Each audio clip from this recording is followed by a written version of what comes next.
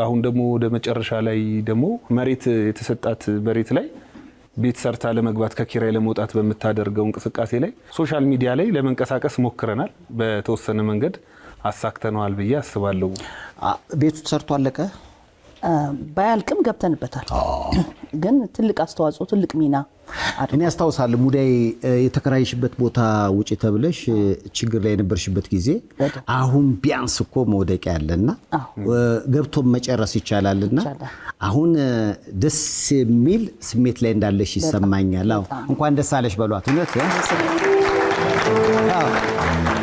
ምክንያቱም 1500 ልጆች አይደለም እኔ እንግዲህ ያሉኝ ልጆች መጠናቀዋለሁ አለ ሐሳቡ ጭንቀቱ 1500 ደግሞ ማብላት ማጠጣቱ ስለነሱ መጨነቁ አንድ ልጅ እንኳን ሲታመም ምን ያህል ጭንቀት እንደሚፈጥር እናውቃለን።